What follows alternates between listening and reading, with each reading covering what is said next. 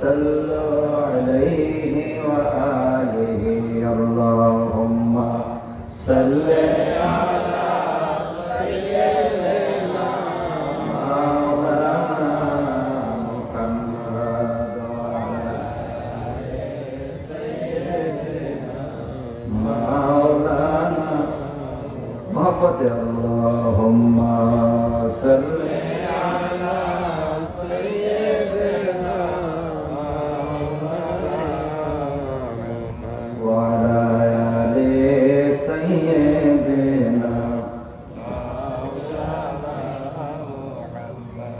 जिसने देखा है मदीना जिंदगी में एक बार समोले उनकी कदम सर झुक रहा है बार बार अल्लाहुम्मा सल्ली अला सय्यिदिना मौलाना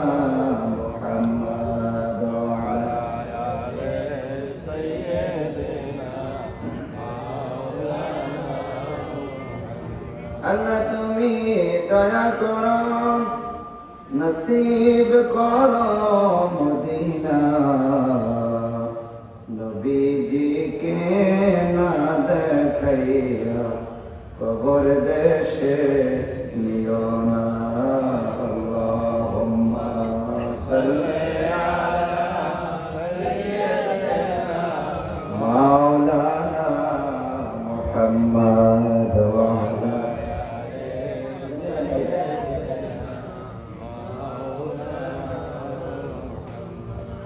সকলের মহব্বতে পড়ি আলহামদুলিল্লাহ। রাত্র বেশি হলে কি আলহামদুলিল্লাহ বললে সোয়াব হয় না? আপনারা আলহামদুলিল্লাহর মধ্যে মনে হয় বরকত কম হয়ে গেছে নাকি? সবাই জোরে বলবো আলহামদুলিল্লাহ। বাড্ডা ঈদগাহ ময়দান হাজীগঞ্জ চাঁদপুরে শাহ সফি আলহাজ আসগর আলী পাটোয়ারী রহমতুল্লাহ আলাইহির ৬০তম উপাধ্যায়িক উপলক্ষে বাৎসরিক উরুস মুবারকের সম্মানিত সভাপতি আওলাদ রসুল পীর কামেল আল্লামা আলহাজ সৈয়দ বাহাদুর শাহ মুজাদ্দিদি আল আবিদি মাদাজিদুল আলী পীর সাহেব কেবলা ইমাম রাব্বানী দরবার শরীফ চেয়ারম্যান ইসলামিক ফান্ড বাংলাদেশ প্রধান বক্তা হিসেবে ইতিপূর্বে আলোচনা করেছেন আশিক রসুল দৃষ্টি ইসলামী চিন্তাবিদ হাফিজ মাওলানা ওজুল আশিক আল কাদরি মাদাজিদুল আলী পীর সাহেব ওয়ালিয়া দরবার শরীফ ঢাকা। আলোচনা পেশ করেছেন হযরত আল্লামা মাওলানা মুফতি গাজী মোহাম্মদ সিরাজুল ইসলাম কুদরতি সাহেব নারায়ণগঞ্জ, হযরত আল্লামা মাওলানা মোহাম্মদ মাসুদ হোসেন আল কাদরি সাহেব খতিব বাইতুল আমান জামে মসজিদ হাজীগঞ্জ, আশিক রসুল মাওলানা হাফিজ মোহাম্মদ শাকাওয়াত হোসেন আল আবিদি হুজুর অত্র মসজিদের সম্মানিত খতিব, হাফিজ মোহাম্মদ মিজানুর রহমান, হাফিজ মোহাম্মদ জাহাঙ্গীর আলম, মাওলানা মোহাম্মদ শামসুল আলম, হাফিজ মোহাম্মদ রাকিব হোসেন, ওনাদের স্টেজ পরিচালনায় মাহফিলে আগত শ্রোতা বিন্দু, আল্লাহ প্রেমী, কোরআন প্রেমী আমার বন্ধুগণ, পর্দানিশী আমার মা বোনেরা, কারো ঘুম ভাঙতে চাই না, যারা সজাগ আছেন আমার সালামের জবাব দেন। আসসালামু আলাইকুম ওয়া রাহমাতুল্লাহ।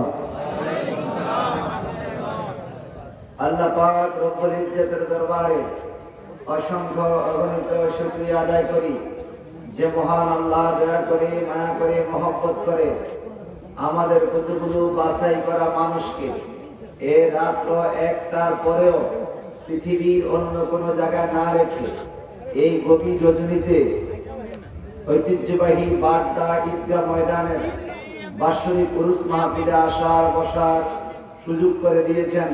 তার শুকরিয়া, তার মহব্বতে পড়ি আলহামদুলিল্লাহ। আর একটু জোরে বলুন আলহামদুলিল্লাহ। সুপার সাউন্ড সিস্টেম হাজীগঞ্জ, এই মাইকের আওয়াজ যত দূর যাচ্ছে আমি প্রত্যেকের কাছে অনুরোধ করব, মৃত্যু আমাদের আছে, এটা আমরা মানি কি মানি না? সবাই বলেন। পৃথিবীতে আল্লাহকে নিয়ে, রসুলের পাককে নিয়ে, মাযহাব তরিকত নিয়ে, বিভিন্ন মাসলা মাসাইল নিয়ে ইখতিলাফ রয়েছে, মন্তব্য রয়েছে, কিন্তু মানুষ যে মরবে এটা নিয়ে বিরূপ মন্তব্য কোন ধর্মের নাই। প্রত্যেক ধর্মের মানুষ মনে করে যে দুনিয়াতে মানুষ আসবে আবার মরা কনফার্ম, কথা কোন ঠিক কি না? হিন্দুরাও মরে, খ্রিস্টানরাও মরে, বৌদ্ধরাও মরে, মরে কিনা? মুসলমানও মরে, সবাই মরে। পৃথিবীতে যারা এসেছে চলে গেছে, এখন যারা আছে চলে যাবে, আবার আসবে, আবার যাবে, ঠিক কিনা? কথা কোন ঠিক কিনা? আমরা এই ময়দানে যে লোকগুলো আছি এখন এই গভীর রাত্রে, 100 বছর আগে আমাদের এখানে কেউ ছিলাম না, ঠিক ঠিক করে বলো। এখানে কেউ 100 বছর আগে ছিলাম না। আবার এখানে যারা আছি আগামী 100 বছর পরে এখানে কেউ থাকার সম্ভাবনা নাই। টাইম মাত্র 200 বছর। 100 বছর আগে, 100 বছর পরে এই লোকগুলো কোথায় ছিল, আবার কোথায় চলে যাবে, ঠিক কিনা? এখন মানুষের হায়াত আগের থেকে কমে গেছে, ঠিক না? ঠিক ভাই সাহেব, আমার মৃত্যু মানুষের আছে, মরার টাইমে আমরা কি নিয়ে কবরে যাব সেই সংক্রান্ত বিষয় সুন্নতে রাসূলুল্লাহ সাল্লাল্লাহু আলাইহি সাল্লাম আমাকে যে বিষয় দিতে আমি এখন দেখলাম নবীজির সুন্নতের উপরে আলোচনা করার জন্য। আমি যদি কোরআন পাক থেকে বলি তাহলে কি খারাপ লাগবে? কোরআন পাকে নবীজির সুন্নত নাই? যদি কথা নাই, আমি খুঁজে খুঁজে সূরা আহজাব থেকে কয়েকটা আয়াত কারিমা বের করেছি নবীজির সুন্নতের উপরে।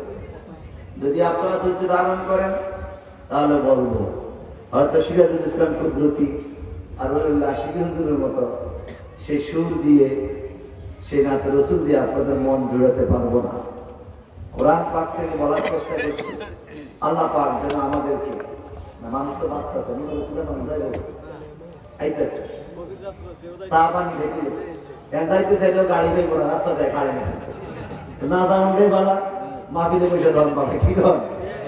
সবাই আমার সাথে তো জবান করে কন্ত আল্লাহ পিছনে তাকে মনে আল্লাহ বলে রাজনীতি আছে, কেউ আল্লাহ বলি কি ভোট বাইরে যাই বলি কর না আল্লাহ আল্লাহ, আবার বলি আল্লাহ। আমি চাই আপনাদের প্রেমে দোকানদার এত করে ব্যবসা করছে, দোকানদার দোকান টোকান ফালে এসে নেই আইবে খানা সময় মনে আমি কটা এখন 1টা বাজে, 2টা, 4টা বাজে। আরে ভাই রাত্রি তো শেষ, সবাই কনে এবার আল্লাহ। আমার হাতে কি দেখতে পাচ্ছেন ভাইয়া? কোরআন শরীফ। কি কি রাত্রে কোরআন শরীফ পড়লে সওয়াব আছে না নাই? এই কোরআন শরীফ দিনও নাজিল হয়েছে, রাত্রেও নাজিল হয়েছে। আমার নবীজির উপরে কোরআন নাজিল হয়েছে অফিল মানাম, নবী ঘুমায় নবীর উপরে কোরআন নাজিল হয়েছে। আর সাহাবায়ে কেরাম বলেন যত বড় আয়াত, যত বড় সূরা নবীজির উপর নাজিল হইত ঘুমন্ত অবস্থায়, নবী সকালে জাগ্রত হইয়া হুবাহু বলে দিত, সুবহানাল্লাহ, হুবাহু বলে দিত। আমরা কি হুবাহু বলতে পারি নাকি? পারি না। মক্কায় এক লোক ছিল, তার খুব মেধা শক্তি, খুব মেধা শক্তি। মক্কার কাফেররা বলে আমাদের এই নেতা হামিদ, তার নাম হামিদ ছিল, তার 2টা কলম আছে, একটা কিছু শুনলেই মুখস্থ হয়ে যায়। 2টা কলম, সূরা আয়াতের মধ্যেই ঘটনা আছে। 2টা কলম, আসলে কি কোনো মাসে 2টা কলম হয় নাকি? আল্লাহ বলে আমি কোনো মানুষ 2 কলম বলা কোনো মানুষ সৃষ্টি করি না, সবাই কলম একটা। তা আমার নবী পাকও কোনো কিছু শুনলে মুখস্থ হয়ে যায়। কাফেররা কয় মুহাম্মদের চাইতো আমাদের হামিদের স্মৃতিশক্তি বেশি, তার কলম 2টা, কোনো কিছু শুনলে মুখস্থ হয়ে যায়, মনে রাখতে পারে। আল্লাহ পাক তা প্রমাণ করে দিল বদরের যুদ্ধের দিন। বদরের যুদ্ধের দিনে মুসলমানরা এমন ফিডা দিছে কাফেররা যে তার কলম 2টা কইছে, স্মৃতিশক্তি বেশি। এই বদরের যুদ্ধের ময়দান থেকে পালাইছে দৌড় দিয়ে, দৌড় দিতেছে, জুতে একটা হাতে একটা পায়ে, খবর নাই জুতে একটা হাতে একটা পায়ে, শুধু দৌড় দিতেছে, জুতে একটা হাতে একটা পায়ে দৌড় দিতে। তারপর নেতা আবু সুফিয়ানের সামনে বসছে। কোন সুফিয়ান? আবু সুফিয়ানের সামনে বসছে। এই ঘটনা কি এবার দৌড় দিছো তুমি, ঘটনা কি? তোমার জুতা পায়ে দাও, জুতা তো পায়ে, ওই জুতা একটা হাতে মানে আমি তো খেয়াল করে জুতো একটা হাতে যেই ফিটা দিছে মুসলমানরা বদল জুতে জুতা মুতা বালায়া করতেছে, আমি তো জুতা আনছি একটা হাতে একটা পায়ে, আমার তো জুতা পায়ে নাই, আমি তো কইতে পারতাম না, দৌড় দিছি ফিটা খাইয়া। সেদিনকে আমরা আরে আমরা মিথ্যা কথা বলছি, ভুল কথা বলছি, যদি তার কলম দুটা থাকতো তো জুতা দুটা হয় হাতে থাকতো নয় ভাইয়ে থাকতো। তার মেধা শক্তি বেশি না মুহাম্মদের চাইতে? মুহাম্মদের যত বড় কোরআনের সূরা শুনে এই মুখস্থ হয়ে যা, মুহাম্মদের শক্তি বেশি। জোরে জোরে বলুন না সুবহানাল্লাহ। যোগ যোগ ধরে কাফেররা পর্যন্ত স্বীকার করছে আমার নবী পাকের ক্ষমতা এবং পাওয়ার। এমনকি সদ্য আমেরিকার পার্লামেন্ট পর্যন্ত স্বীকার করছে। আমেরিকার পার্লামেন্ট এই কথা স্বীকার করছে যে মুহাম্মদের ধর্ম আমরা মানি না, কিন্তু মুহাম্মদ সাল্লাল্লাহু আলাইহি সাল্লামের কর্মনীতি, মুহাম্মদ সাল্লাল্লাহু আলাইহি সাল্লামের সুন্নত তরিকা, মুহাম্মদ সাল্লাল্লাহু আলাইহি সাল্লামের চাল চলনে কোনো মানুষের ক্ষতি হয় নাই। তিনি যে আইন প্রণয়ন করেছেন, মানুষের জন্য আইন করেছেন, একটা পিঁপড়ারও ক্ষতি হয়নি। সুবহানাল্লাহ বলেন। আমাদের দেশে আইন প্রণয়ন করলে এক পার্টির উপকার হয় আর এক পার্টির ক্ষতি হয়, ঠিক কিনা? এই যে কিছুদিন আগে পরিবহনওয়ালা ধর্মঘট করলো, 2 দিন না 3 দিন বাস বন্ধ, ভাড়া দিল বাড়াইয়া। এখন সরকার মানছে, এগো ভাড়া বাড়ছে, আগ্রহ ক্ষতি হয়েছে। কথা বল না, আমরা যারা গাড়ি দিয়ে যাই আগ্রহ কি হয়েছে? ক্ষতি হয়েছে, এগো কিন্তু লাভ হয়েছে। আবার যারা সিএনজি চালায়, গ্যাসের দাম কিন্তু বাড়েনি, সিএনজি হলো সবটা, তেলের দামে ভাড়া নিতে আছে। কথা কথা ঠিক কিনা? এই কথা কেন বললাম? পৃথিবীর আইন করলে কারো উপকার হয়, কারো ক্ষতি হয়। আর আমার নবী যত আইন করেছে কারো ক্ষতি হয় নাই, মানুষের জন্য আইন করছে, পিঁপড়া পর্যন্ত ক্ষতি হয় নাই। আমেরিকার পার্লামেন্ট এই কথা স্বীকার করেছে যে মুহাম্মদ সাল্লাল্লাহু আলাইহি ওয়াসাল্লাম was the greatest lawyer in this world. এই পৃথিবীতে মুহাম্মদ ছিল সর্বশ্রেষ্ঠ একজন আইনশাস্ত্রবিদ, তাই ওনার আইনে পৃথিবীর কোনো মানুষের ক্ষতি হয় না। আরো জোরে কান্না সুবহানাল্লাহ। এখন আসেন নবী পাকের সুন্নাত থেকে কথা বলার আর ইচ্ছা করেছি। আল্লাহ পাক বলেন কোরআন হাকিম, লাকাদ কানা লাকুম ফি রাসূলিল্লাহি উসওয়াতুন হাসানাতুন লিমান কানা ইয়ারজুল্লাহা ওয়াল ইয়াওমাল আখির ওয়া যাকারাল্লাহা কাসীরা।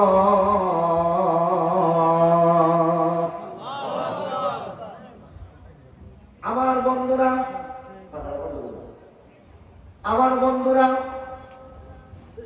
আল্লাহ তাবারাকা তাআলা সূরা আহজাবের 21 নম্বর আয়াতে বলেন, 21 নম্বর আয়াত 21 পারা সূরা আহজাব, এখানে বলেন লাকাদ কানা লাকুম ফি রাসূলিল্লাহি উসওয়াতুন হাসানাহ। আমি আমার বিষয়ের উপরে থাকার চেষ্টা করব, নবীর সুন্নাত। কষ্ট হইতেছে তো? লাকাদ কানা লাকুম, আল্লাহ কো নিশ্চয়ই তোমাদের জন্য আছে, ফি রাসূলিল্লাহ, তোমাদের রাসূলের মধ্যে, উসওয়াতুন হাসানাহ। সুবহানাল্লাহ, উসওয়াতুন হাসানাহ। মাইশা বাবা, উসওয়াতুন হাসানাহ হলো উত্তম চরিত্র, উত্তম আদর্শ, উত্তম গুণাবলী, উত্তম গুণাগুণ।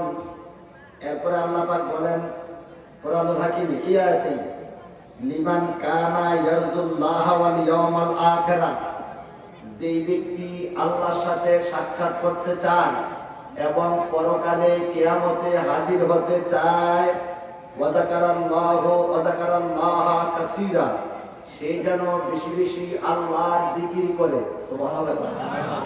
শুধু এই আয়াতের ব্যাখ্যা আমি করি। একদিকে বলছে নবীর মধ্যে রয়েছে তোমাদের জন্য উত্তম আদর্শ, আরেকদিকে বলছে যে আল্লাহর সাথে আর পরকাল দেখা করতে চায় সে যেন বেশি বেশি জিকির করে।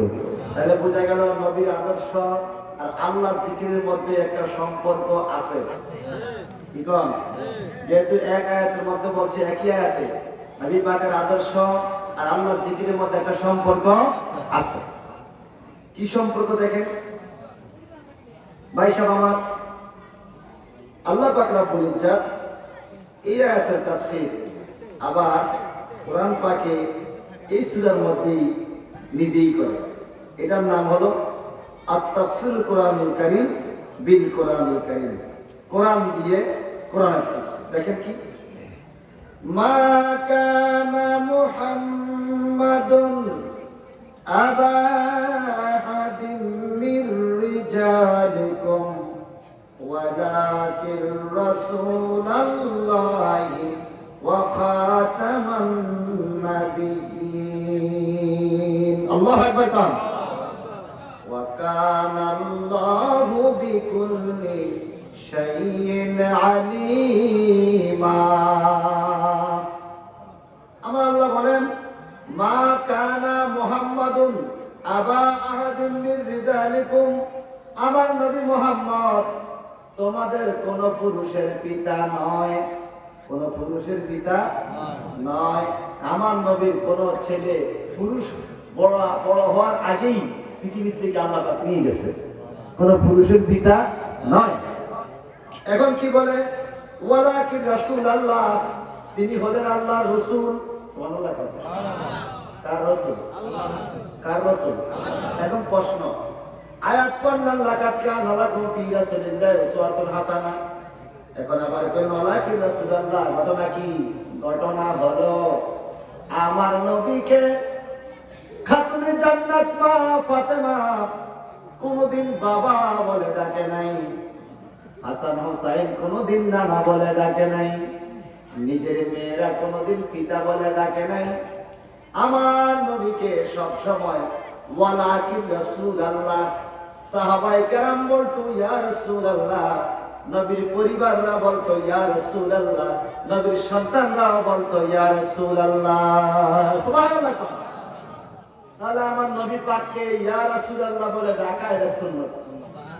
এটা কি? আমার আওয়াজ হলো সুন্নাত। আওয়াজ কি? রাসূলের পাককে ইয়া রাসূলুল্লাহ বলে ডাকা এটা কি? সুন্নাত। প্রশ্ন, হুজুর কোরআন শরীফে আসেনি নবী ইয়া রাসূলুল্লাহ বলে ডাকা? আছে।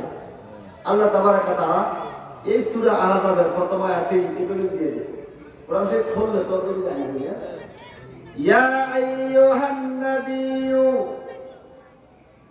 يا أيها النبي اتق الله ولا تطع الكافرين والمنافقين إن الله كان عليما حكيما। سبحان الله। কম হে আমার ভাই সাহেব, আল্লাহ পাক ইয়া শব্দ ব্যবহার করেছে নবীকে ডাকার বিষয়ে। ইয়া আইয়ুহান নবী, হে আমার নবী। ইয়া আইয়ুহান নাবিয়্যু লিমা তুহাররিমু মা আহাল্লাল্লাহু লাক। সুবহানাল্লাহ। হে আমার নবী, কি করে আপনি হারাম করেন আল্লাহ পাক যা হালাল করেছে। সুতরাং আমার নবীকে হে নবী বলে আল্লাহ ডাক দিয়েছে। সুবহানাল্লাহ। আরেক জায়গায় বলেন, ইয়া আইয়ুহার রাসূলু কুলু মিন তাইয়্যিবা, হে আমার রাসূল আপনি হালাল খানা খান। সুবহানাল্লাহ। তাহলে বুঝা গেল ইয়া আইয়ুহার রাসূল বলেও ডাকছে, ইয়া আইয়ুহান নবী বলেও আল্লাহ রাসূলকে ডাকছে। এবার আরো কোথায় ডাকে দেখেন, ইয়াসিন আছে না? তাহা আছে না? ইয়া আইয়ুহাল মুযাম্মিল, ইয়া আইয়ুহাল মুদাসসির আছে কি না? আরে ইয়া রাসূলুল্লাহ দলিল কোরআন শরীফে অভাব নাই, তুই যেন দেহস না আমরা ঠিক না। আমার রাসূলের পাককে ইয়া রাসূলুল্লাহ বলা যায় কি যায় না? আওয়াজ দিয়া কোন যায় কি যায় না? শুধু যায় না, ইয়া রাসূলুল্লাহ বলে নবীকে ডাকা সাহাবায়ে কেরামের সুন্নাত, নবীর পরিবারের সন্তানদের সুন্নাত, নবীর বিবিদের সুন্নাত। ভাই সাহেব আমার, এবার আসুন আল্লাহর হাবিবের এই প্রশ্ন, নবী পাক কি সুন্নাত তরিকা ইয়া রাসূলুল্লাহ বলে কোন মাযহাব তরিকতের ইমামরা ডাকছে কিনা? তাহলে আমরা তার দলিল একটু খুঁজতে হয়। মাযহাব হলো 60টা। কয়টা? কথা বলা কয়টা? আমরা কোন মাযহাবের? যদি তুমি কোন কাতারে বাইবেন কি করি, এ তুই কোন কাতার? আমি আমলি করি, কয়নি খাস করে কই আলা দলের না। আমগোজে ঈমান আকীদার একটা দল আছে, কি কর? আমাদের ইবাদতের একটা দল আছে, ওই দলের নাম হলো হানাফি মাযহাব। কোন মাযহাব? সন্তানদেরকে এখন মাযহাব শিখায় না, এই জন্য এরা নামাজে বেরিয়ে যেতেছে, বুকের মধ্যে হাত বাঁধে বেরিয়েছে মতো, ঠিক কিনা কন? নাভির নিচে হাত বাঁধবেন, নাভির নিচে, নাভির নিচে হাত বাঁধা আমার নবী পাকের সুন্নাত। ভাই সাহেব আমার, আমাদের মাযহাবের নাম হলো হানাফি মাযহাব। কি মাযহাব? সবাই কোন না কইলে আমি আল্লাহর কাছে বিচার দিব, আমরা বলে যে আল্লাহ এটা মাযহাবের নামটা কয় না। আমগো মাযহাবের নাম কি? হানাফি। মিছিলা করে কোন আমগো মাযহাবের নাম কি? হানাফি। হানাফি, হানাফি, ঠিক কি না? আমগো মাযহাবের ইমাম সাহেবের নাম কি? ইমাম আবু হানিফা রাহমাতুল্লাহ। আমি কই মূল নাম হলো নোমান ইবনে সাবেত।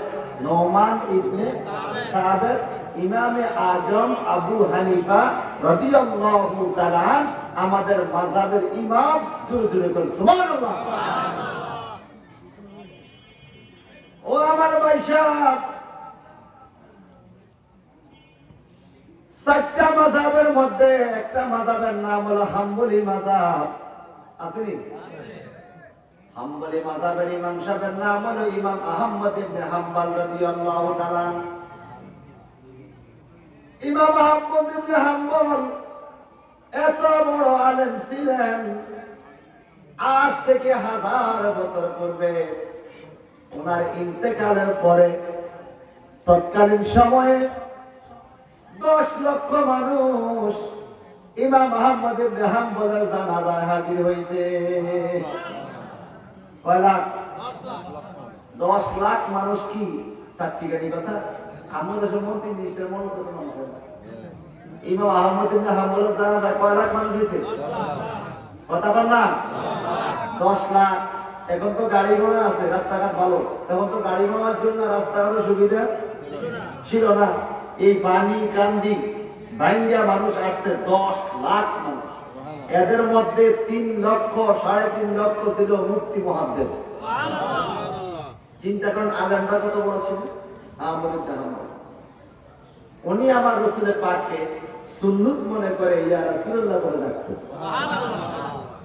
এই দেখেন কোথায়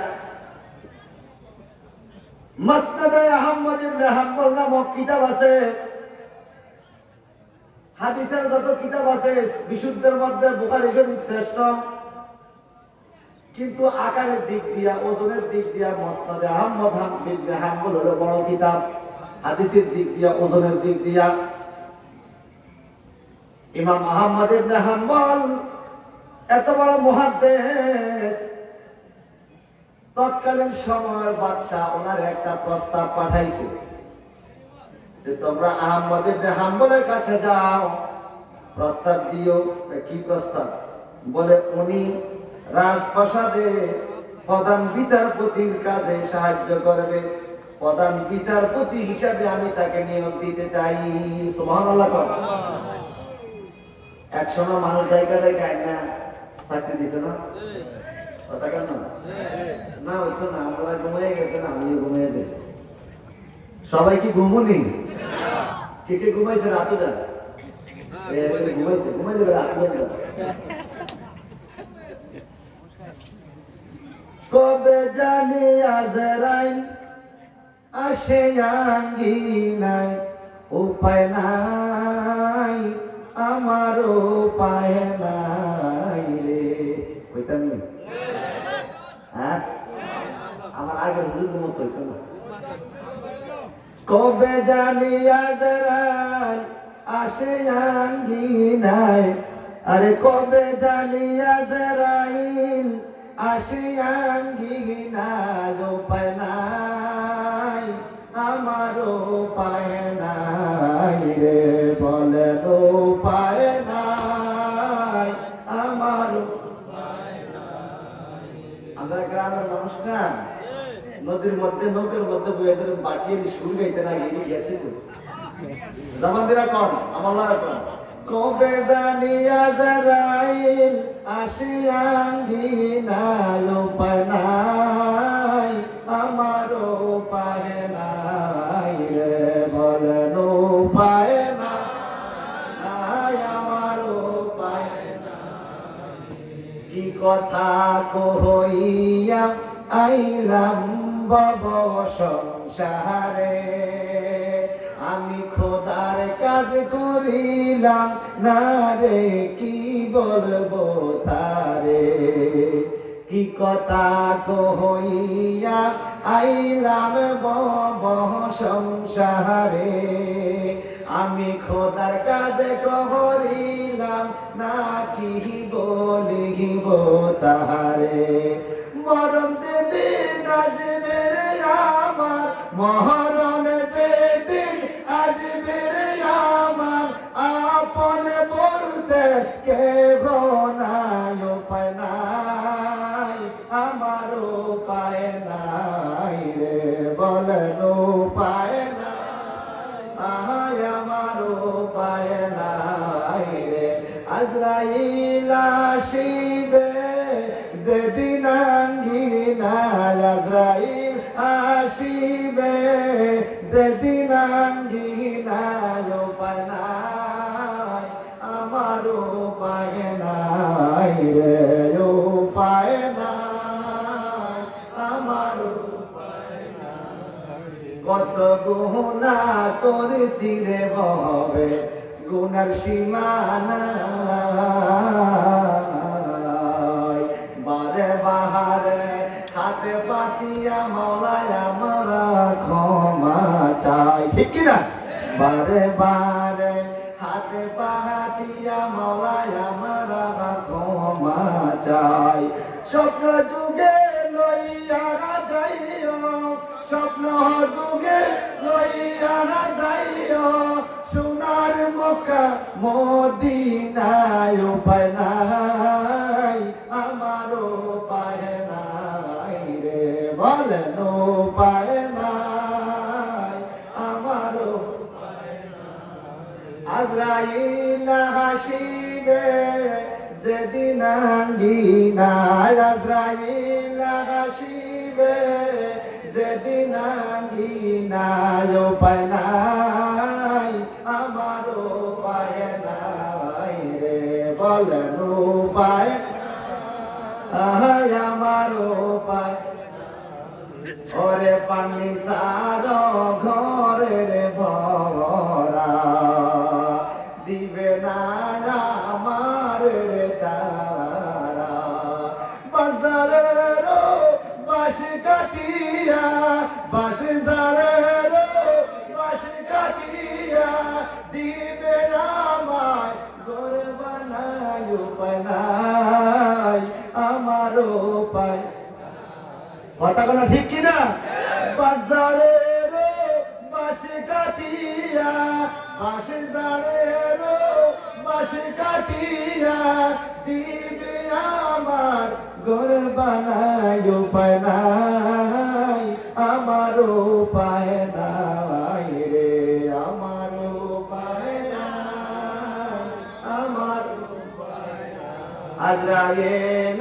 আসিবে যেদিন আঙ্গিনায় আজরাইল আসিবে যেদিন আঙ্গিনায় উপায় নাই আমার উপায় নাই রে বলেন উপায় নাই আমার উপায় নাই আমার রুজি খাইল রে যারা মাটি চাপা দিবে রে তারা ঠিক কিনা কর যারা রুজি করে খাওয়াইলাম তারা আমাদের মাটি দিয়ে চাপা দিবে কথা ঠিক কিনা আমার রুজি খাইল রে যারা ওরে মাটি চাপা দিবে রে তারা সাদা কাপড় দিয়ার আমায় সাদা কাপড় দিয়ার আমায় দিবে রে সেদিন সাজাই উপায় নাই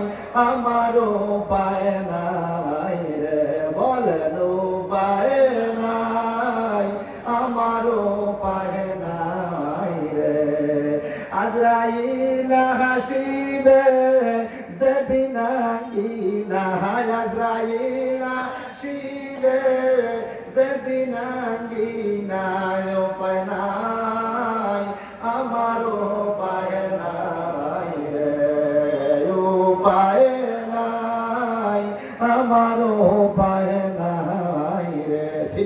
আল্লাহ, আওয়াজ দেখেন আল্লাহ। এবার বলে ইয়া রাসূলুল্লাহ। গজল গাওয়ার ইচ্ছা আমার ছিল না, আমার মিজান হুজুরে কই ঘুম পেলে ভাঙবো, ওই ভাঙছে ওই আর হয়ে গেছে। হ্যাঁ ভাই সাহেব, যে কথাটা বলতেছিলাম নবীজির সুন্নাত, আলহামদুলিল্লাহ। আহমদ ইবনে হাম্বল অনেক বড় আলেম, তৎকালীন বাদশাহ খবর দিল, ইমাম সাহেব আপনি কাজীর পদে চাকরি করবেন, প্রধান বিচারপতি। আহমদ ইবনে হাম্বল এই কথা প্রত্যাখ্যান করলেন, না আমি কাজীর পদে চাকরি করব না। কেন? দুনিয়ার মানুষ নেই, আমি কিতাব লিখি, ফতোয়া ফরাজ দেখি, মাযহাব মিল্লাতের খেদমত করি। আমি যদি চাকরি করতে যাই, মাযহাব মিল্লাতের খেদমত চলবে না, কিতাব লেখা হবে না, ফতোয়া ফরাজ লেখা হবে না। তোমরা আমাকে মাফ করে দাও, আমি চাকরি করব না। বাদশাকে দায়া বলো আমি ওনার প্রস্তাবে রাজি না।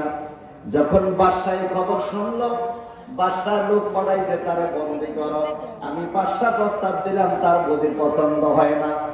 আহমদ ইবনে হাম্বলকে বন্দী করা হলো, জেলখানায় বন্দী করা হলো। আমাদের ইমামে আজম আবু হানিফা তো বিষ খাওয়াইয়া হত্যা করছে। এটা আপনারা জানেন? বিষ পানে ওনাকে শহীদ করছে জেলখানায়। কারণ কি জানেন? একটা কথা আছে, হ্যাঁ, ফুটফুট কেমন দিবেন ইষ্টমা, বালাখানা সবার মেরে হয় না, বালাখানা সবার মেরে। আচ্ছা 2-3 দিন আমি শুধু এই শাক দিয়ে আর লবণ দিয়ে ভাত খাই, বালাখানা সয় না, গরিব মানুষ তো পেটে সয়। কথা বুঝেন না? ইমাম আজম এত বড় আলেম, ওনাকে পর্যন্ত শহীদ করতে, তাহলে বোঝা গেল যুগে যুগে ওলি আল্লাহর শত্রু ছিল, এখনো আসেনি। আমাদের ইমাম রাব্বানী আবদ শাহ আল মাদানী রাদিয়াল্লাহু তাআলা আনহুকে বিষ খাওয়াইছিলেন। কথা কম, আপনারা জানেন এই খবর? 3 বার খাওয়াইছে। কয়বার? একবারও কি বিষে মারতে পারছে? পারছে? এই জন্য আমি চন্দ্র বানাইছি, আরে বিষে কি আর মারতে পারে, রাসূল রইছে ছায়া। আরে বিষে কি আর মারতে পারে, রাসূল রইছে ছায়া। আবেদ শাহ প্রেম মিলাইছে বয়াতে রাসূল দিয়া। মারহাবা। ভাই সাহেব আমার আহমদ ইবনে হাম্বল জেলখানায়, ওনাকে কারাবন্দী করা হলো। দীর্ঘদিন পর্যন্ত জেলখানায় টর্চারিং করা হলো, খাবার দেয় না, অত্যাচার করা হলো। উনি জেলখানায় সদা সর্বদা আমার আল্লাহর সিজদায় পড়ে থাকে। সুবহানাল্লাহ বলেন। জেলখানা কি আল্লাহর ডাকন যায় না? যদি কোন যায় না, একটু হেদিকে নিতে পারবেন, যে আল্লাহকে ডাকবে সে সব জায়গায় ডাকবে। ভাই সাহেব আমার কিছুদিন পরে বাদশাহ খবর দিল, আহমদ ইবনে হাম্বলকে যে রাজি করতে পারবে, শাস্তি দিয়া যে রাজি করতে পারবে কাজীর পদে চাকরি করতে, তাকে বাদশাহী দরবার থেকে পুরস্কার দেওয়া হবে। কারারক্ষী দৌড়াইয়া কয়, বাদশাহ আমি পারবো। কিভাবে পারবা? আমি যাই। যাও। কারারক্ষী 2-3 জন সৈনিক লইয়া আহমদ ইবনে হাম্বলের পক্ষে চলে গেল। ইমাম সাহেব কয় কি, আপনাকে বাধ্য করতে এসেছি, আপনি কাজীর পদে চাকরি করবেন, এখন বাধ্য করতে এসেছি। কিভাবে বাধ্য করবা? আপনাকে বহু শাস্তি দিয়েছি, খাবার দেই নাই, আপনি রাজি হন না, আজকে এমন একটা শাস্তি দিব আপনি রাজি হয়ে যাবেন। না রে বাবা, তোমরা আমাকে কষ্ট দিও না, আমি কাজীর পদে চাকরি করব না। বলে কি শাস্তি দিবা বলো? বলে আপনার হাত পাও দুইটা এখন বান্ধা হবে দেওয়ালের সাথে, হাত পা দেওয়ালের সাথে বান্ধা আপনার পরনের কাপড়গুলো আমরা খুলে ফেলবো। জোরে জোরে কর নাউজুবিল্লাহ। একজন মাযহাবের এত বড় ইমামের পরনের কাপড় খুলে ফেলার প্রস্তাব দিয়েছে, আপনারা জোরে নাউজুবিল্লাহ বললেন না? নাউজুবিল্লাহ। ইমাম সাহেব কয়, না রে বাবা না, এইভাবে আমাকে বেজ্জত করো না, আমাকে অপমান করো না। কারণ ইমাম সাহেব জানে আল হায়াউ শুবাতুম মিনাল ঈমান, লজ্জাশীলতা ঈমানের একটা অঙ্গ। যার শরম কম তার ঈমানও কম। আমি কম শরম কম, আমরা কেবল ঈমান কম। যার শরম কম ঈমান কম, সবাই কম। যার শরম কম যদি একটা প্রস্তাব দেই, হাঁটু ডাকিয়া রাখা নবীর সুন্নাত। আমার বিশেষ সুন্নাত কোন? হাঁটু ডাকিয়া রাখা নবীর সুন্নাত। বর্তমান তো কিছু ফ্যান পাই হয়েছে হাঁটু কাটা, হাঁটুর গিরা দেখা যায়, সিরা ফ্যান আসেনি? সি সি সি সি, শরম নাই, এটার বাপরও শরম নাই, এটার মারও শরম নাই, তারও শরম নাই। কথা কন ঠিক কিনা? শুধু হাঁটু নাই, এটা নিয়ে রান বড় বড় কাটা লাগলে বিরুদ্ধ দিয়ে কাটতে দিতে ফ্যান। কথা কন, এই ফ্যান মনে বাপটার দিকে আসে নাই, সিরা সিরা ফ্যান পড়ে। হায় হায় রে, 2000-3000 টাকা দিয়া টাকা দিয়া ফ্যান কিনে তোর হ্যাঁ লজ্জা শরম সব নষ্ট করলি। সিরা ফ্যান, ঠিক কিনা?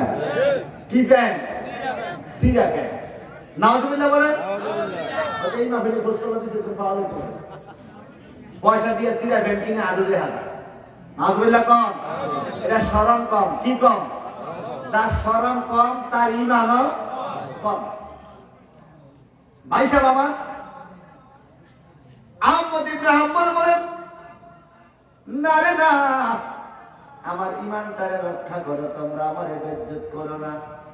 এরা কয় আহমদ ইবনে হাম্বলের হাত পা বাঁধল, মাটির দেওয়ালের সাথে দুইটা হাত বেঁধে ফেলা হলো, পাও বেঁধে ফেলা হলো। আহমদ ইবনে হাম্বল চোখের পানি ছেড়ে ছেড়ে কান্দে, আজকে বুঝি ঈমান রাখা বড় কষ্ট হয়ে যাবে, আল্লাহ তুমি আমারে সাহায্য করিও। তারা কাছে আসছে, আহমদ ইবনে হাম্বলের পরনের কাপড়গুলো খুলে ফেলবে, মাত্র কাপড়টা ধরতেছে এমন টাইম আহমদ ইবনে হাম্বল একটা দোয়া পড়া শুরু করলো, আতাতাকাতি হিলতি আনতা ওয়াসিলাতি আগসনি সাইয়্যিদি ইয়া রাসূলুল্লাহ। এই গভীর রজনীতে বাড্ডার ময়দান থেকে আমার নবী পাকের দিদার পাওয়ার নিয়তে প্রত্যেকটা জবান থেকে একবার বলি ইয়া রাসূলুল্লাহ। অর্থ কি? আহমদ ইবনে হাম্বল বলেন, কাদ্দাকাত হিলাতি, আমার সমস্ত কলা কৌশল ছিন্ন হয়ে পড়েছে, ঈমান রক্ষার কোন কলা কৌশল আমার কাছে এখন নাই। আনতা ওয়াসিলাতি, নবী আপনি আমাকে বাঁচাইবার উসিলা। আগিসনি সাইয়্যিদি ইয়া রাসূলুল্লাহ, সুতরাং ইয়া রাসূলুল্লাহ আপনি দয়া করে আমাকে সাহায্য করেন। আহমদ ইবনে হাম্বল আল্লাহর হাবিবের ইন্তেকালের শত শত বছর পরে জানখানা থেকে নবীকে ডাক দেয়, আগিসনি সাইয়্যিদি ইয়া রাসূলুল্লাহ, নবী আপনি আমাকে সাহায্য করেন ইয়া রাসূলুল্লাহ। বোঝা গেল আমার নবীকে সাহাবায়ে কেরাম ইয়া রাসূলুল্লাহ বলে সুন্নাত মনে করে ডেকেছে, নবীর পরিবারের লোকেরা সুন্নাত মনে করে ডেকেছে, মাযহাবের ইমাম পর্যন্ত আমার নবীকে ইয়া রাসূলুল্লাহ বলে ডেকেছে। ঠিক আছে? এখন ঘটনা কি ঘটলো? ইয়া রাসূলুল্লাহ বলে যখন ডাক দিল, হঠাৎ করে চক্ষুটা খুলে দেখে জেলখানাটা নূরানি হয়ে গেল, আলোকিত হয়ে গেল। সুবহানাল্লাহ। আহমদ ইবনে হাম্বল বলে, এরে কারারক্ষীরা চক্ষু যদি থাকো তাকাইয়া দেখো, আমি যেই নবীর প্রেমের পাগল, আমি যেই নবীর দেওয়ানা, আমার বিপদের টাইমে আমি নবীকে ডাক দিয়েছি। সুবহানাল্লাহ। বিপদের টাইমে নবী সাহায্য করতে পারেনি? পারেনি। আর একটা দলিল দিয়ে দেয়, মাদ্রাসা পড়ে ফাজলের ক্লাসে পড়ানো হয় আল মুনতাখাবুল আরাবিয়া, আরবি সাহিত্য, ওখানে কসিদায়ে বুরদা, শরফুদ্দীন বুস্তি রহমাতুল্লাহ কসিদায়ে বুরদা আছে, ওখানে ছন্দ দিয়ে দিছে মুহাম্মাদুন সাইয়্যিদুল কাওনাইনি ওয়াস সাকালাইন ওয়াল ফারিকাইন মিনাল আরাবি ওয়া মিন আযম হুয়া হাবিবুল্লাযী তুরজা শাফাতুহু লিকুল্লি হাওলিন মিনাল আহওয়ালি মুক্তাহিমি। শরফুদ্দীন বুস্তি বলে, এমন নবীর কবিতা আমি লিখেছি, তুরজা শাফাতুহু লিকুল্লি হাওলিন মিনাল আহওয়ালি মুক্তাহিমি, যেই কোন বিপদময় সংকটময় সময়ে যেই নবীর কাছে সাহায্য পাওয়া যাইতে পারে, আমি সেই নবীর কবিতা লিখেছি। বিপদের টাইমে নবী সাহায্য করতে পারে, নবীর ক্ষমতা কে দিছে? আওয়াজ দেখবেন কে? আপনারা পড়েন নাই? দুঃখের দিনের দরদি মোর নবী কামলিওয়ালা,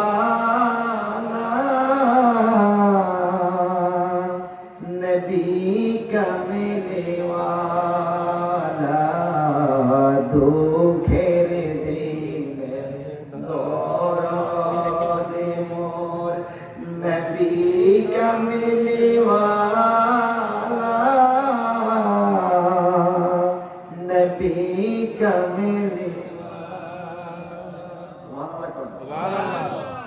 নবী দুঃখের দিনের দরদি না? এখন আহমদের কষ্টের দিন না, দুঃখের দিন না? এইটাই মনে রাখতেছে। আগিস্তি সাইয়্যিদি ইয়া রাসূলুল্লাহ, হে রাসূল আপনি আমাকে সাহায্য করুন। সুবহানাল্লাহ। এই কথা বলতে দেরি আল্লাহর হাবিব মদিনা মুনাওয়ারা রওজা পাক থেকে হাত মোবারক বাড়াইয়া জেলখানা পর্যন্ত নবীর হাত পৌঁছে গেল। এখন ওয়াহাবিরা বেজার লাগাইবে দারুন ওয়াহাবি। কি ওয়াহাবি? আগে ছিল শুধু ওয়াহাবি, এই দিনে হচ্ছে দারুন ওয়াহাবি। আগে ওয়াহাবিরা মিরাত কিয়ামে বেজার করতো, ইদানিং ওয়াহাবিরা নামাজ পড়তে শুরু করছে। বুকে ধরব না, ফেডে ধরব না, ফিডে ধরব, নিয়ত জোরে করব না, আস্তে করব। মানে ইহুদিদের টাকা খাইলে আমার মাথা কোনো ঠিক নাই, একবার এক টাকা। কথা কোনো ঠিক কিনা? এই জন্য নতুন নাম দিছি দারুন ওয়াহাবি। কি ওয়াহাবি? দারুন ডিজিটাল ওয়াহাবি। ওই তারটা কইছে, আরে এরা মুক্তি সব পাইছি রে, এ বলুন বিপদ হইছে কয় ডিজিটাল ওয়াহাবি। এই শুনেন, আহমদ ইবনে হাম্বল জেলখানে আমার নবী রওজা পাক থেকে হাত বাড়ায় দিছে। সুবহানাল্লাহ। কেমনে সম্ভব? নবীজি বলেন আমি চলি দুনিয়ায় আমার হাত আসমানে। রাসূল বলে আমি চলি দুনিয়ায় আমার হাত আসমানে। আমাদের সহ কত নেতা আছে, নেতা ভালো নেতারা এরকম পাওয়ার দেখায় না। যারা টুল্লা টুল্লা নেতা, টুল্লা নেতা আছে না কিছু, এরা পাওয়ার দেখা দেখবেন বেশি, এমপিতে এর ক্ষমতা বেশি। দেখে না সমাজে ভেজাল হইলে মোবাইল একটা কানে লাগায় কে এই তো 12টা বাজাইতেছি ক আর যদি এইটা লাগে মাতিস না রে কি সে কে এর হাত অনেক উপরে কয়নি কত উপরে কে এমপি পর্যন্ত, এরপরে মন্ত্রী বন্ধু আর আসেনি, উপর তো শেষ। আমার নবী কয় আমি চলি দুনিয়ায় আমার হাত আসমানে। সুবহানাল্লাহ। কত উপরে চিন্তা করে। আবু জাহেলকে এত হাত বলে আসমানে। আচ্ছা দেখি তোমার হাত আসমানে যায় কিনা প্রমাণ করো। কি টাইমে উড়ে গেছে আবু কবাস পাহাড়ের উপরে, ওই যে চন্দ্রটা তোমার হাত দিয়ে দুই টুকটা করো, তোমার হাত না আসমানে যায়। আমার নবীকে তুমি তাকাইয়া থাকো চন্দ্রের দিকে। আবু জাহেল তাকাইয়া গেছে রসুলের পা, আবু কবাস পাহাড় থেকে আঙুল একটা ইশারা দিল, চন্দ্রটা দুই টুকরা হইয়া এক টুকটা জায়গায় আর টুকরা পৃথিবীর আরেক মাথা যায় খাড়াইয়া গেছে। সুবহানাল্লাহ কম, আরো জোরে কম। আবু জাহেলের শক্তি এত বড় হয়ে গেছে, ভাতিজা কয় কি কয় কি দিলি তুই? আরে ভাতিজা রে, আরে বাপরে বাপ, চন্দ্র দুটো ঘুরে পড়াইছো, জোড়া লাগবো। এ চন্দ্র তো আমার হাতের খেলা, হ্যাঁ খেলনা বলা মানে ভাঙি আমরা জোড়া দেয়। কথা বল না, নবী পাকের হাতের খেলনা হলো চন্দ্র। সুবহানাল্লাহ। কোন দিন জানেন? যেদিন আমার নবী দুনিয়াতে আসছে, আমেনা দেখতেছে চন্দ্রটা আমেনার ঘরে সালে, একবার ডান দিকে যায় আবার বাম দিকে যায়। আমেনা তাকায় দেখে আল্লাহর হাবিব একবার ডান দিকে কাইতে বাম দিকে কাইতে, নবীর হাত একবার ডান দিকে যায় আবার বাম দিকে যায়। আল্লাহ কয় পৃথিবীর নারীরা তোমরা ছোট ছোট বাচ্চাদেরকে তো পৃথিবীর খেলনা কিনে দাও কান্না থামানোর জন্য। আমার এই নবী তো দুনিয়াতে আসছে বাপ ছাড়া এতিম, আলামিয়া জিতকাইয়া তিমাম পাওয়া, আমি এতিম অবস্থা পাই আমরা স্বাবলম্বী করছি। দেখো প্রথম খেলনা দিলাম আকাশের চাঁদ, নবীর হাত যেদিকে যায় চন্দ্র সেদিকে যায়। আরো জোরে কন্যা সুবহানাল্লাহ। আমাদের দেশের বাচ্চারা খেলনা ভাঙে নাও। আমার ছোট ছেলে 500 টাকা দিয়ে খেলনা কিনলাম রিমোটওয়ালা গাড়ি, 2 দিন ধরে ভেঙে গেছে। বড় দিন যায় দিনের জোড়া দেয়, আনি দেয়, ভাঙে আবার কি করে জোড়া দেয়। আল্লাহর হাবিব চন্দ্রটা হলো খেলনা, ইশারা দিয়ে ভাঙে ফেলাইছে। আবু জাহেলকে জোড়া দিবা, কাছে বাঁধতে পারছে জোড়া লাগাইতে পারে, আবার ইশারা দিল চন্দ্র জোড়া লেগে গেল। আবু জাহেলকে বাতিজা তোমার ধর্ম মানি আর না মানি, তোমার আল্লাহরে মানি আর না মানি, তো তুমি যে কইছো চলো দুনিয়া হাত আসমানে, এইটা আজকে প্রমাণ পাইছি। জোরে জোরে কোন সুবহানাল্লাহ। যেই নবীর হাত আকাশে পর্যন্ত পুছতে পারে ওই নবীর হাত কি জেলখানা যাইতে পারে না? পারে। আহমদ ইবনে হাম্বল জেলখানায় আমার নবী পাক রোজা পাক থেকে হাত দিয়ে ওনার তখনে একটা মশা দিল, সাহায্য করলো। এইবার যতই তখন টানে খুলতে পারো না, বলে ব্যাপারটা কি? বলে তোমরা দেখো নাই রসুলের পাকের হাত মোবারকের মশা পেয়েছি। এই কথা বলতে দেরি বাদশাহ উজির নাজির সবাই আসা আহমদ ইবনে হাম্বলের কাছে ভয়াত হয়ে গেছে। সুবহানাল্লাহ। আরো জোরে বলেন সুবহানাল্লাহ। তাহলে আমি এই ঘটনাটা কেন বললাম বাবা? নবীর সুন্নত ইয়া রাসূলুল্লাহ বলা সাহাবায়ে কেরামের সুন্নত, আমরা এই সুন্নতের মধ্যে আছি কিনা? জোরে করে আছি কিনা? আর ইয়া মুহাম্মদ বলা এটা আল্লাহরও সুন্নত না, জিবরাইলের সুন্নত না, সাহাবীদের সুন্নত না। কোরআন পাকে কোনো জায়গায় আমার নবীর নামে ইয়া মুহাম্মদ শব্দ নাই। মুসা ঈসাকে আল্লাহ পাক ইয়া শব্দ বলেছে, আমার নবীকে মুহাম্মদ নামের সাথে ইয়া বলে নাই, শুধু এতটুকু বলেছে মা কানা মুহাম্মাদুন আবা আহাদিন মিন রিজালিকুম। আর জায়গায় বলছে কি মুহাম্মাদুর রাসূলুল্লাহ, কিন্তু ইয়া শব্দ দিয়া মুহাম্মদের সাথে লাগায় নাই, কারণ আল্লাহ পাক নবীকে ইজ্জত দিয়েছে। ইয়া রাসূলুল্লাহ আল্লাহ বলেছে, ইয়া হাবিবাল্লাহ আল্লাহ বলেছে। আমরা ইয়া রাসূলুল্লাহ বলি নামাজের মধ্যে আসসালামু আলাইকা আইয়ুহান নবী, বলেন কিনা? তো এটাও কিন্তু হাদিস শরীফ। আমার নবীকে ইয়া বলে ডাক দেওয়া সুন্নাত কি বলেন নাকি? সুন্নাত। আসুন আমরা সামনে বলি লাকাদ কানা লাকুম ফি রাসূলিল্লাহি উসওয়াতুন হাসানা। আমার নবীজি বলেন রাসূলের মধ্যে তোমাদের জন্য রয়েছে উত্তম আদর্শ। কেমন উত্তম আদর্শ? ভাই সাহেব আমার আল্লাহর হাবিবের সাহাবায়ে কেরাম নবীর আদর্শমান ছিলেন। দুই একটা উদাহরণ দিয়ে আমি কথা শেষ করব। নবী পাকের আদর্শে কেমন আদর্শবান ছিলেন? আল্লাহর হাবিবের সাহাবী, সুবহানাল্লাহ কোন? আল্লাহর হাবিবের এক নম্বর সাহাবী হযরত আবু বকর সিদ্দিক রাদিয়াল্লাহু তাআলা। উনি নামাজের মধ্যে ইমামতি করবে। আমার নবীকে আবু বকর তুমি ইমামতি করো, আমি অসুস্থ, আমি আজকে মসজিদে যাব না, তুমি ইমামতি করো। আমার নবীর সাহাবী আবু বকর সিদ্দিক বলে হুজুর আমি কুহাবার ছেলে, আপনার জায়গায় ইমামতি করব, কি যোগ্যতা আমার আছে? নবীজি কয় তুমি যাও সামনে ইমামতি করো। সুবহানাল্লাহ কোন? হযরত আবু বকর সিদ্দিক রাদিয়াল্লাহু তাআলা মসজিদে নববীতে গিয়ে আল্লাহু আকবার বলে নামাজ শুরু করলেন। সাহাবায়ে কেরাম কাতারে দাঁড়িয়ে গেলেন। নামাজরত অবস্থায় আবু বকর সিদ্দিকের মনে টেনশন যে আমার নবী কোনদিন জামাত তরক করে না, আজকে অসুস্থ হয়ে গেছে, রাসূল পাক জামাতের সাথে নামাজ পড়তে আসে না, আমি আবু বকর ইমামতি করি, আমার নবী পাকের শরীর যদি সুস্থ হয়ে যায়, ভালো হয়ে যায়, হয়তো তিনি পিছনে এসে নামাজে শরীক হতে পারে। যদি আমার নবী পিছনে আসে আমার উপায় কি? আমি আবু বকর তো নবীর সামনে ইমামতি করতে পারি না। হযরত আবু বকর সিদ্দিক রাদিয়াল্লাহু তাআলা নামাজের মধ্যে আমার নবীর কথা স্মরণ করে করে এই চিন্তা করতেছে। এতে করে প্রমাণ হয়ে গেল কিয়ামত পর্যন্ত নামাজ পড়া অবস্থা কোন আশিকের মনে যদি আমার নবীর ধ্যান ধারণা চলে আসে, এটা আবু বকর সিদ্দিকের সুন্নাত আদায় হবে। ভাই সাহেব বন্ধুরা আমার ঘটনা ঘটে গেল ঠিক সেরকম।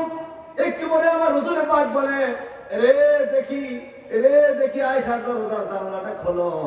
আম্মা আয়েশা জানালা খুলে দিল।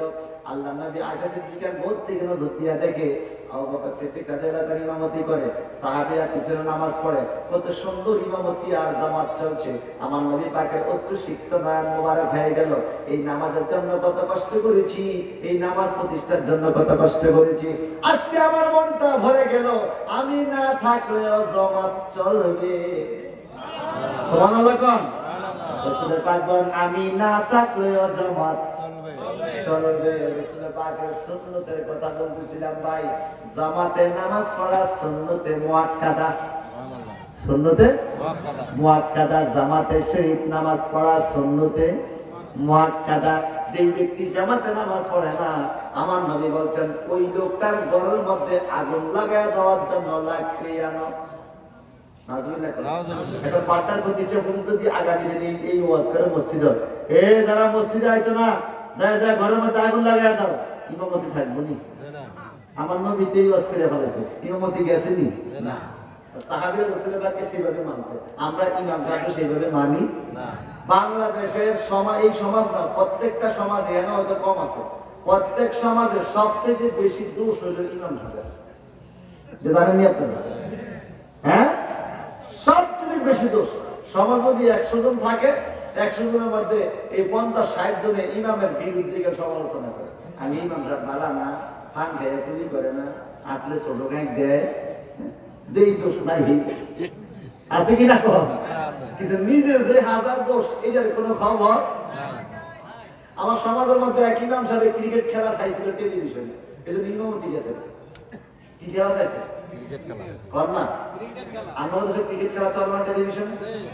ইমাম সাহেব ফোন দিতে, হুজুর বেজাল তো, আমি মসজিদ কমিটির সদস্য, আমার ইমামতি গেছে, কিনলে একটা ক্রিকেট খেলা চাইছিলাম, পাবলিক এর ধরছে, আপনি ক্রিকেট খেলা চাইছেন, আমরা টেলিভিশন চাইছেন, আমাদের ইমামতি বা ঠিক আছে, আমরা থাকেন। আমি বিকালে সভাপতির ফোন দিলাম, বিকালে গেলাম, আসার পরে মিটিং।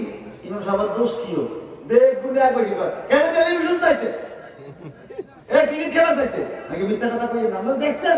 দেখছি না, কথা ভাই দেখছি না, দেখছি না, কে কে দেখছেন? আত্মীয় আমার বেগুন আত্মীয় দিচ্ছে, আমরা সবাই দেখছি। আমরা এনে খেলা গেছিলাম, আমরা চাইছি খেলা, আমরা খেলা চাইছি। আমি বললাম যে ক্রিকেট খেলা চাওয়ার কারণে যদি ইমাম সাহেবের ইমামতি যায়, তো ক্রিকেট খেলা চাওয়ার কারণে মুসল্লিদের মুসল্লিগিরিও গেছে, এক মসজিদ খালি।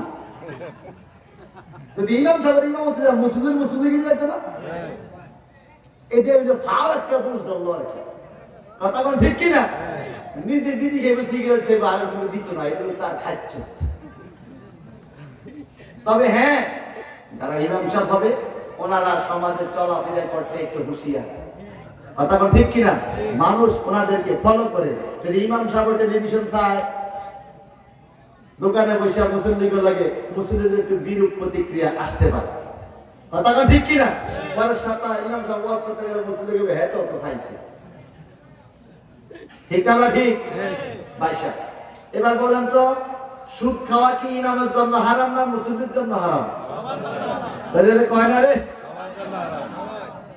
সবার জন্য হারাম না?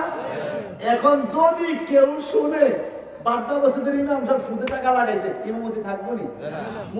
সমাজের ব্যাগ তারা বাগানে মিটিং দিব, কিন্তু যে এখন মিটিং আইব যাই আসা ভেটটা ঘটি আছে শুনতে। কথা কর না, কথা আমি কেন বলতেছি? আমি বলতেছি কি, যে নিজে গুড় খাইয়া আর তুমি মানা করতে পারবেন না, তুমি গুড় খাইও না, ঠিক কিনা? নবীর কাছে এক মহিলা একটা হুজুর, আমার মায়ের পোলাটা বেশি মিষ্টি খায়, একটু বুঝাইয়া দেন। নবীকে পরের সপ্তাহ আইবে, পরের সপ্তাহ আইছে, এই তুমি মিষ্টি কম খাই, হুজুর এদিন কম নাই খেতে। আসলে আমিও তো মিষ্টি বেশি খাইতাম, যেহেতু ফতুয়া সই নেই, আমি কেমনি ফতুয়া দিয়ে আমিও তো খাই, আমি এই এক সপ্তাহ মিষ্টি খানা কমাইছি, কমাইয়া পরে তারাই বেশি তুমি কম খাই। সুবহানাল্লাহ কম। আর আমরা তো আমরাই, নাউজুবিল্লাহ বলেন। ভাই সব বন্ধুরা আমার, যে কথাটা বলতেছিলাম, রাসূল পাক সাল্লাল্লাহু আলাইহি ওয়াসাল্লাম মসজিদে যাবে, জামাতে শরীক হবে, সাহাবায়ে কেরামের গাড়ির মধ্যে হাত দিয়ে মসজিদের দিকে চলে গেল। রাসূল পাক এত দুর্বল হয়ে গেলেন, ওনার পা মোবারকের রেখা পড়ে গেছে মাটির মধ্যে, তবুও তিনি মসজিদে যাবেন। আমাদের শরীর কিন্তু এত খারাপ হয় না, আমরা কেন মসজিদের নামাজ কামাই করি বাবা? জোহরে আসরে মাগরিবে যাই পড়ি আমরা, ফজরের টাইমে দেখা যায় অল্প কয়জন, অনেক সময় ইমাম সাহেব মুয়াজ্জিন সাহেব ছাড়া লোক নাই, ঠিক কিনা গো? আবার আরেকদিন দেখা যায় মুসল্লি বেশি, যেদিন এলাকায় মেজবানি থাকে, 6টা বাজে মেজবানি, এদিন দিন মুসল্লি খেলা, কি ঘটনা কি কাজে মেজবানি, এদিকে নামাজ আল্লাহ উঠছে না, মেজবানি উঠছে।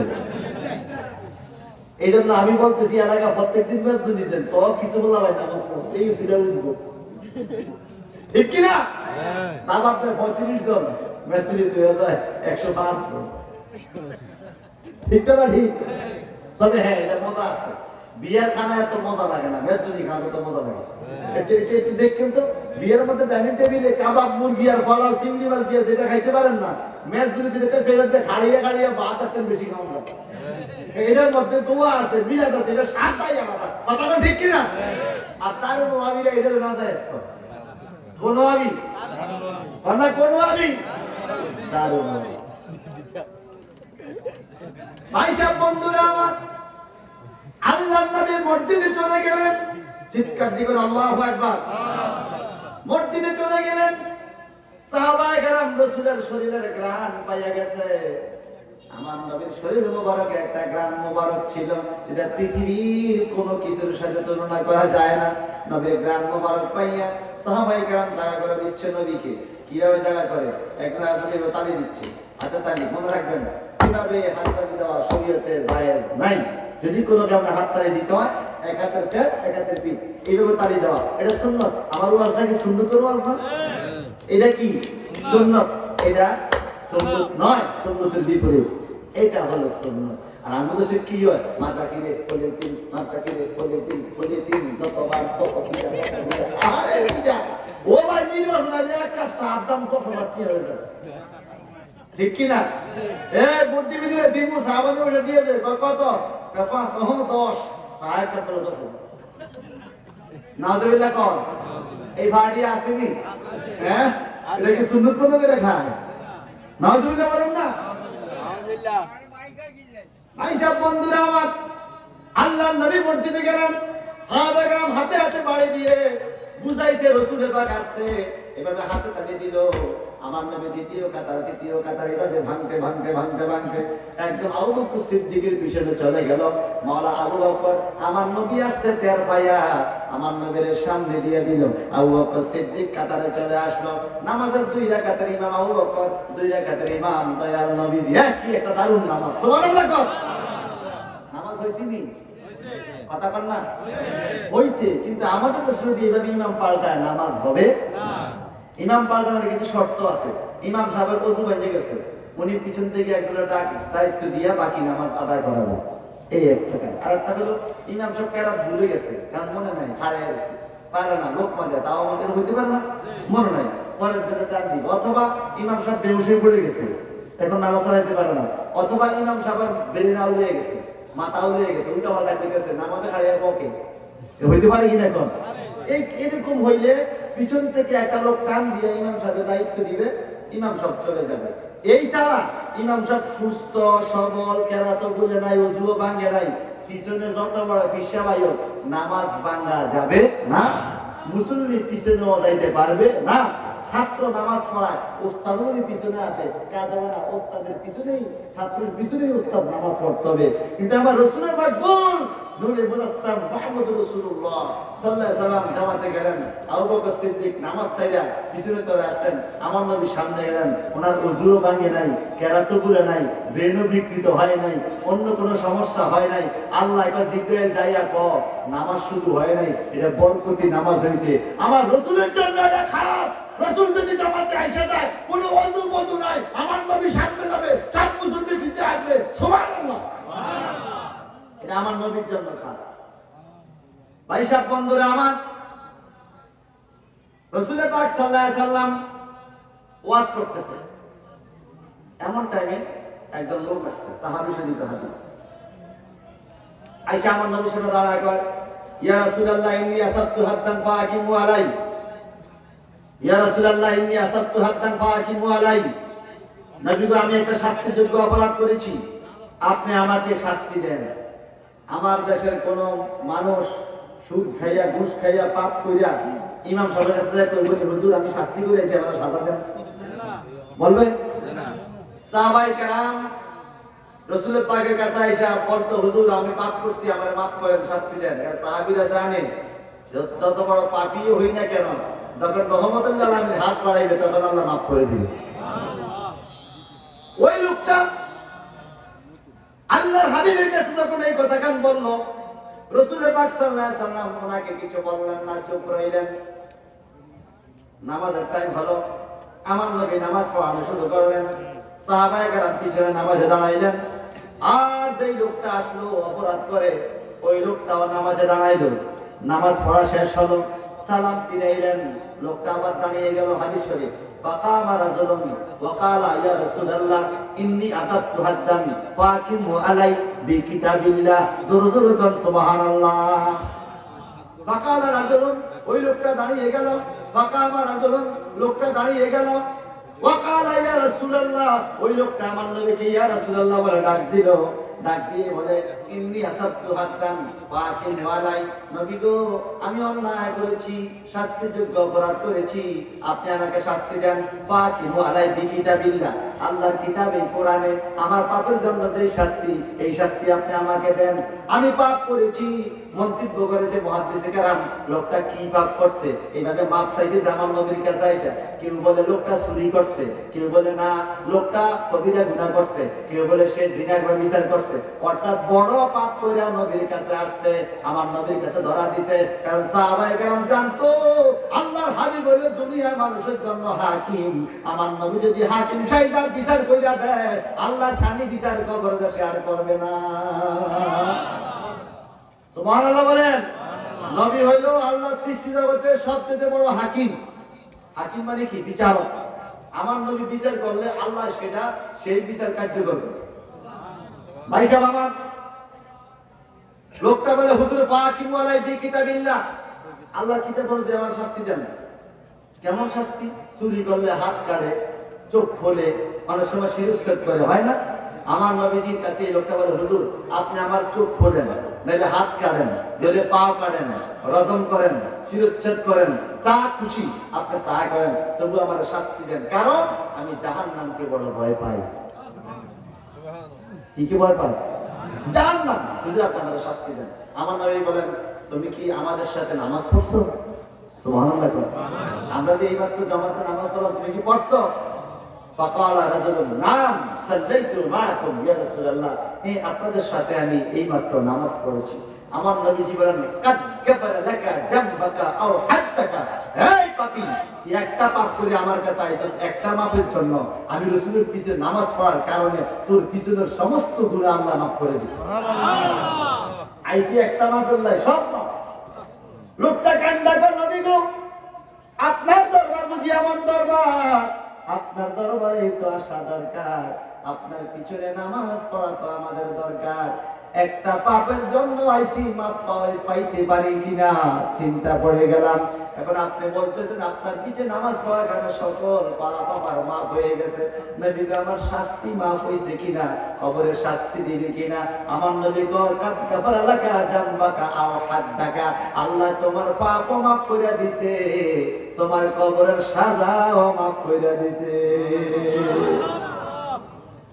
এই হাদিস থেকে আমরা কি শিখবো? জামাতের সাথে নামাজ পড়া সুন্নতে মুআক্কাদা, নবীদের সুন্নাত, সাহাবায়ে কেরামের সুন্নাত, আর এই সুন্নত তরিকা জামাতে নামাজ পড়লে গুনাহ মাফ। কি মাফ? এই কথা কেন ঘুমিয়ে গেছে? কি মাফ? এটা মহব্বতে পড়ে আল্লাহুম্মা সাল্লি মাওলানা মুহাম্মদ মাওলানা সুন্দর দিক আল্লাহুম্মা সাল্লি মাওলানা মুহাম্মদ ওয়া আলা আলিহি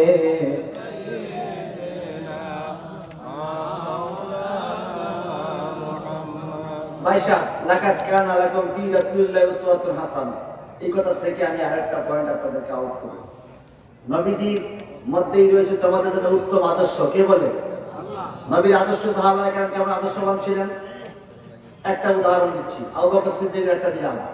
ওমর ইবনুল খাত্তাব রাদিয়াল্লাহু তাআলা নবীর সাহাবী, আবার নবীর শ্বশুর। সুবহানাল্লাহ কর না। ওমর ইবনুল খাত্তাবের মেয়ে হযরত হাফসাকে আমার নবী বিয়ে করছে। এদিকে ওমর ইবনুল খাত্তাব নবীর শ্বশুর হয়ে গেছে। সুবহানাল্লাহ কর না। ওমর ইবনুল খাত্তাব রাদিয়াল্লাহু তাআলা একদিন খুতবা দিতেছে মসজিদে। খুতবা দেওয়ার টাইমে বলে তোমরা আমার কথা শোনো, তোমরা আমার কথা মানো। সুবহানাল্লাহ কর। সাহাবীরা কয়, তাবিরা কয়, হে আমিরুল মুমিনিন, আজকে আমরা আপনার কথা শুনবো না, আপনার কথা মানবো না। কারে কয় কি? এরকম তো কোনোদিন কেউ কয় নাই। আমিও মনে সবাই ভয় পায়, শয়তান পর্যন্ত আমাদেরকে দৌড় দেয়, ঠিক কিনা? আজকে আজকে এই কথা কেন বলতেছো তোমরা? আমি কি অপরাধ করছি? কেন আমার ওয়াজ শুনবে না, আমার কথা মানবে না? সাহাবীরা সবাই এক বাক্যে বলে, এ ওমর, আপনি আমাদেরকে ঠগাইছেন। কি করছেন? কথা বল না। আপনি সরকার প্রধান, আপনি রাষ্ট্রপ্রধান, অর্ধেক পৃথিবীর শাসক আপনি, কিন্তু আজকে আপনি আমাদেরকে ঠগাইছেন। আমাদের বলে কি ঠগাইলাম? কি ঠগাইলাম? গতকালকে সরকারি মাল আইছে, সরকারি ত্রাণ, সরকারি মাল আইনি আমাদের সরকার। আমাদের আইকার না আয়োগ, তার ঘর আইনে, তার ঘর আইনে। কি কন? এর বহুত লোক আছে এত নামে। হ্যাঁ, রিলিফের মাল 10টা আইনে। ভাইয়ের নাম, বইদের নাম, বাতিজির নাম, জিয়ের নাম, বাগনির নাম, বাগনির নমদের নাম, বুঝলেন না? লতার লতার লতার লতার কথা বলছেন নি? চিন্তা ভাবনা করে দেখেন, সরকারি মাল যে পাওয়ার যোগ্য সমাজে এরা খুবই কম পাইতেছে। কথা কন না? একজনে 10 নামের মাল উড়ায় আছে কিনা? এদিকে মনে হয় আমি আমার প্রস্তুতের কথা বলছি। ভাই সাহেব, সরকারি মাল আসলো ওমর ফারুকের।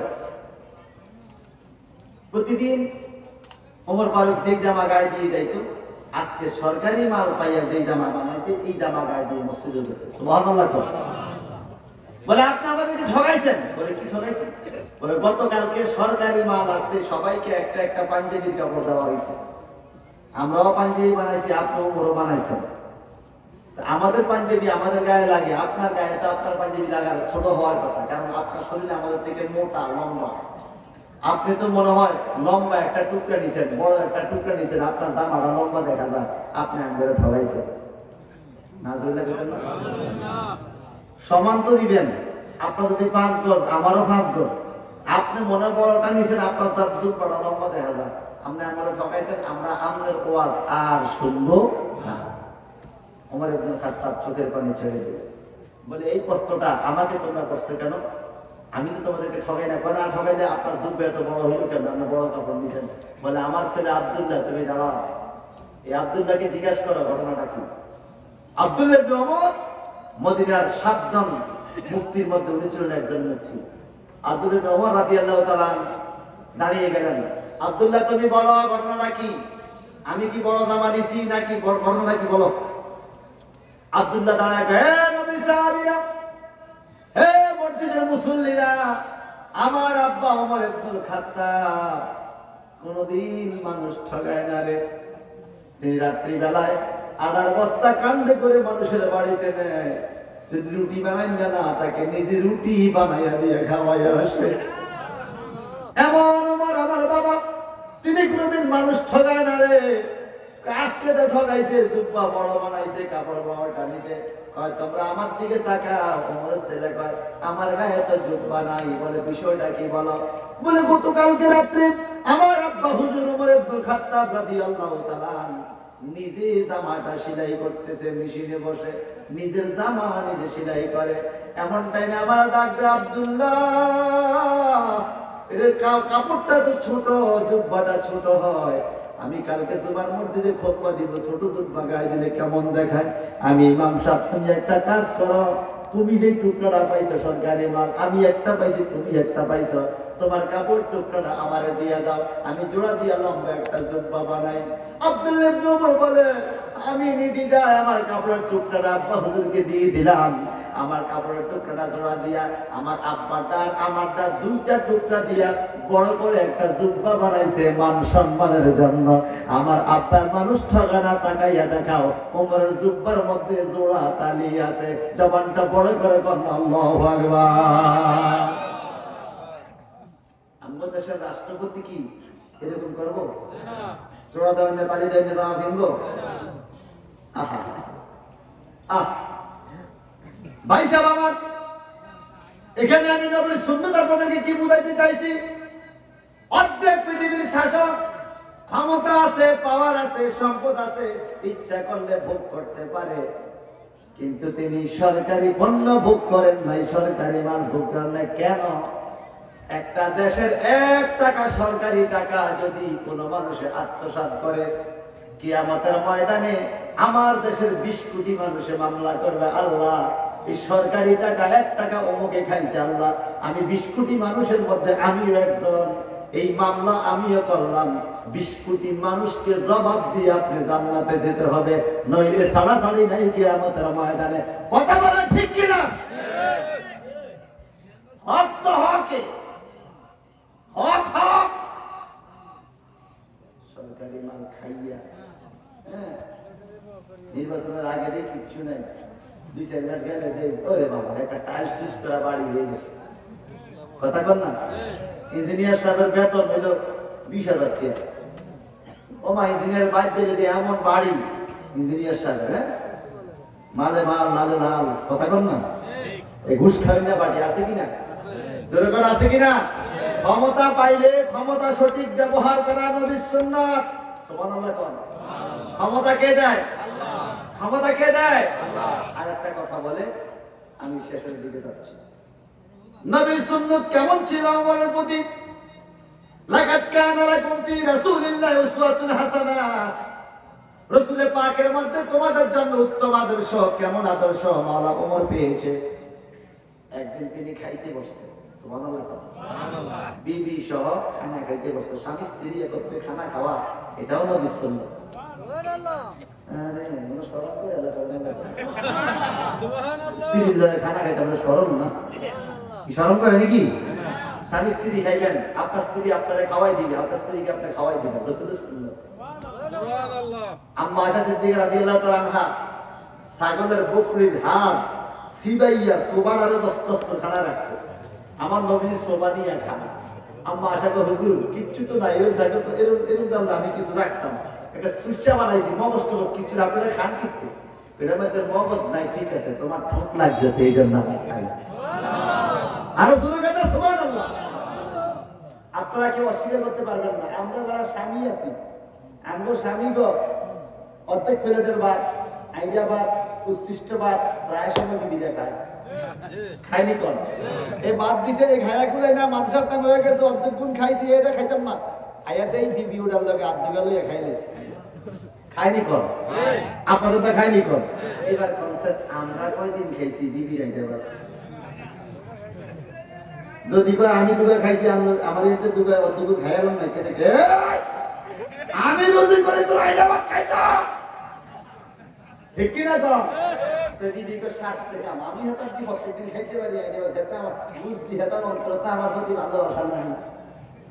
মনে রাখবেন সূরুল মুমিনের শিফাও, মুমিনের উচ্ছিষ্ট খাবার আরেক মুমিনের জন্য শেফা। সেবা মানে হচ্ছে ঔষধ, রোগ মুক্তির উসিলা। সুবহানাল্লাহ। ভাই সাহেব আমার আব্দুল খাত্তাব আর ওনার স্ত্রী খাইতে বসছে, আমার ফারুক বলে তুমি খাও আমি আসতেছি। ওমর ইবনে খাত্তাবের প্লেট দিয়ে উনি বেরিয়ে গেল, ওনার বিবি বলে শাস্তে কাম খাইতো না, খানা জানি কাটা দিয়ে দেয়, কারণ স্বামীরা কেমন বিবি তো জানে, আমরা কেমন আমি বিবিরা জানেনিও, যত বিশ্বাস বেরিয়ে দেখেন বউরে যারা যে গেলাম কেমন, হ্যাঁ যেই বউ কইব আমার স্বামীটা ভালা, আমার নাকি খিয়ারকম নিসাইহিম, খিয়ারকম নিসাইহিম। তোমাদের বিবিদের মধ্যে যেই স্বামী ভালো, বিবি যদি কই আমার স্বামীটা ভালো, আল্লাহ কই আমিই কইতি ভালো। বিবি যদি কই আমার স্বামী ভালো না, আল্লাহ কই আসলে তুই ভালো না। তাইলে আমাদের সার্টিফিকেট বিবির কাছে কেন? আজকে বাড্ডার মহিলারা আওয়াজ না সকালে ধরবো, ওই বিয়া কিছু হয়ে গেছে, আপনার ভালো মন্দ সার্টিফিকেট হলো আমার কাছে। সাবধানে চলে, দুটো নামাজ পড়েন, নামাজ না পড়লে আপনি খারাপ, নামাজ পড়লে ভালো। মনে রাখবেন একজন স্ত্রী একটা বেফাতের স্বামীকে সরল পথে নিয়ে আসতে পারে অল্প কয়েকদিন, যদি স্ত্রীরা ইচ্ছা করে, ঠিক কিনা? আচ্ছা সত্যি করে বলেন তো, আমাদের বিবিরা আসতে করবেন বাইরের বিবিরা না, যদি আমরা বিবি করে বাদ দিয়া অন্য কোনো মহিলার সাথে লাইন ফাইন করি, বউ কি খুশি হয় না রাগ হয়? কথা বল না, কম রাগ না বেশি রাগ? ও মা গো, 6 মাস ভাত না খাবাইলে এত স্যাত উঠে না, এটা হইলে যে স্যাত উঠবে। কথা বল না? আচ্ছা এবার আপনি বলেন, আপনার বিবি যদি আপনাকে বাদ দিয়ে অন্য কোনো পুরুষের সাথে সম্পর্ক করে, আপনার রাগ উঠে না? খারাপ লাগে না? আমি মহিলাদেরকে উদ্দেশ্য করে বলছি, মা বোনরা ভালো করে শুনেন, আপনার স্বামী পরনারীর প্রতি আকৃষ্ট হলে যেরকম আপনার মেজাজ গরম হয়ে যায়, তাকে শুদ্ধ করার জন্য দরবার দেন, বিচার দেন, ঝগড়া করেন, কার্য করেন, সংসার ভাঙেন, তবুও তাকে পরিশুদ্ধ করতে হবে। যদি আপনার স্বামী বেনামাজি হয়, আপনার মেজাজ গরম করেন, তাকে নামাজি বানানোর চেষ্টা করেন, দেখবেন এক সপ্তাহে আপনার স্বামী 5 ওয়াক্ত নামাজি হয়ে যাবে। ঠিক কিনা কোন? যদি আপনার স্বামী সুদখোর হয়, যদি আপনার স্বামী ঘুষখোর হয়, যদি আপনার স্বামী মদখোর হয়, যদি আপনার স্বামী ইয়াবাখোর হয়, আপনি স্ত্রী পারেন তাকে পরিশুদ্ধ করতে। যেরকম আপনি রাগ হইয়া যান পরনারীর প্রতি আকৃষ্ট হলে, মদের প্রতি আকৃষ্ট হলে আপনি এরকম রাগ হন। আপনার স্বামী যদি সুদ খায়, আপনি এরকম বলেন যে আমি আপনার সুদের টাকার কাপড় পরবো না, আমি আপনার সুদের টাকার ভাত খাবো না, আমি আপনার সুদের টাকার এই পোলাও খাবো না, আপনার সুদের টাকার বাজার আমি খাবো না, আমি খাবো না। যদি আপনি এরকম 2-4 দিন রাগ দেখান, আপনার স্বামী কি বাধ্য হবে না? বাধ্য হবে না? কিন্তু না, আমাদের স্ত্রীরা, মহিলারা কেন জানি এমন হয়ে গেছে, স্বামী সুদের আনছে না ঘুষের আনছে এটা চায় না, শাড়িটা ঢকের হইলে খুব সুন্দর আনছে, টাকাটা কোথা থেকে আসছে এই কোন খবর, খুব সুন্দর আছে। এই সুন্দর কিয়ামতে ভিডিও বানাইবো বান্ধব। ভাই সাহেব ওমর ইবনে খাত্তাব খানা নিয়ে বেরিয়ে গেল। কোথায় গেল? কোথায় গেল? বিবি চুপ করে বসে আছে, ওমর কোথায় গেল? আসুক করে কোথায় গেছে খবর নেই। ওমর ইবনে খাত্তাব কোথায় গেল? যখন তিনি খাইতে বসছে, ওনার মনে মনে চিন্তা, যুদ্ধের ময়দানে একটা কাফের বন্দী হয়েছে ওমরের কাঠগড়ায়, ওমরের জেলখানায় বন্দী। ওমর ইবনে খাত্তাব যখন খাইতে বসছে, তখন মনে মনে চিন্তা করলো, এই লোকটা তো জেলখানায় বন্দী, সে হয়তো রুজির ধান্দায় পড়ে পেটের ধায়ে সন্তানের জন্য খাবার খুঁজতে যাইয়া সে হয়তো যুদ্ধের ময়দানে আসছে, তার ছেলে মেয়ে বাড়িতে মনে হয় না খাইয়া আছে, সে না জেলখানা তার অপরাধের কারণে, তার বাচ্চাদের তো কোনো অন্যায় নাই। ওমর ইবনে খাত্তাব নিজের খানার প্লেটটা লইয়া ওই কারাবন্দির বাড়িতে যাইয়া তার বাচ্চাদেরকে খানা দিয়ে আসছে। এই হলো নবীর আদর্শ। সুবহানাল্লাহ কোন? আমরা এলে কইলাম এইটার বলা মাইয়া খাইয়া মনে তো না, ঠিক কি না? আমার একবার ওমর ইবনে খাত্তাব দৌড়িয়ে আসলাম, লাকাদ কানা লাকুম ফি রাসূলিল্লাহি উসওয়াতুন হাসানা, আমার আল্লাহ গো, রাসূলের মধ্যেই তোমাদের জন্য উত্তম আদর্শ আছে, নবীর সুন্নাতকে তোমরা ফলো করো। ওমর ইবনে খাত্তাব রাদিয়াল্লাহু তাআলা একটু পরে আবার যখন ঘরে আসলো, ওনার বিবি বসে আছে হাত পিছাইয়া, খায় না। কই কি খাও নাই? কয় না খাই নাই। কই খাইয়া গেল? কয় আপনিও তো খান নাই। কয় তুমি কেমনে জানো? আমি আপনার বিবি, আমি আপনার অবস্থা জানি। সুবহানাল্লাহ, আমি জানি আপনার অবস্থা, আর আমার বিবিরা জানে। আমরা বাড়িতে গেলে পিড়াই আইছেন তো, কি পিড়াইছি? ইস্কা রুইতন আছে না, আরো কি দেখি অর্থ সিরা বাবা করে একটা